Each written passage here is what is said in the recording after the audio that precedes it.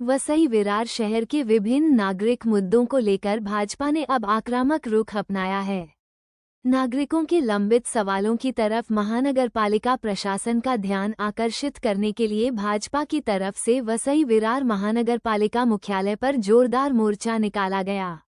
इस मोर्चे में सांसद विष्णु सावरा, विधायक राजन नाइक, प्रज्ञा पाटिल, मनोज बारोट के साथ साथ भाजपा के पदाधिकारी, नगरसेवक और बड़ी संख्या में कार्यकर्ता शामिल हुए थे।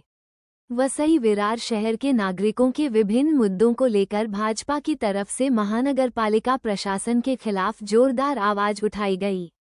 मोर्चे के दौरान कार्यकर्ताओं ने नारेबाजी करते हुए प्रशासन का ध्यान शहर की लंबित नागरिक समस्याओं की तरफ खींचा। पानी की सप्लाई, सड़कें, सफाई, अनधिकृत निर्माण, ट्रैफिक और साथ ही नागरिकों के विभिन्न बुनियादी सवालों पर तुरंत कार्रवाई करने की मांग इस दौरान की गई।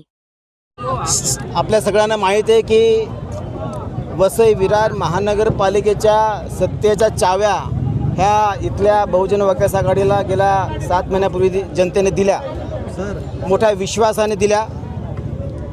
अपेक्षा ही होती की त्यांनी निदान या पावसाळ्यामध्ये, आत्तापर्यंतच्या पावसाळ्यामध्ये त्यांनी काही काम केलं नाहीच, परंतु निदान या पावसाळ्यामध्ये त्यांनी काम करून दाखवलं पाहिजे होतं।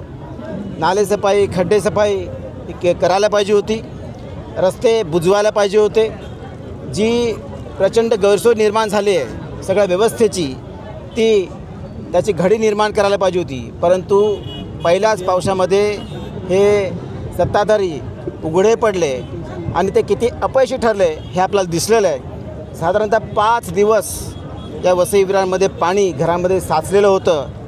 न भूतो न भविष्य ते इतिहासमध्ये कधीच असं झालं नव्हतं आणि तेवढा हा प्रकार हा या पावसाळ्यात घडला। त्याबरोबरच जी पाणीपट्टीवाढ या सत्ताधाऱ्यांनी केली, घरपट्टीवाढ केली, जे भटके कुत्रे या महानगरपालिका क्षेत्रामध्ये फिरत आहेत त्यांच्यावर पाबंदी घालण्यात अपयश आलेलं आहे। पाऊस पडल्यानंतर जे खड्डे निर्माण झालेले आहेत, मी आता येतानाही बघितलं की बऱ्याचशा गटारी तुंबलेल्या आहेत आणि गटारी तुंबल्यामुळे ट्रॅफिक जाम होते।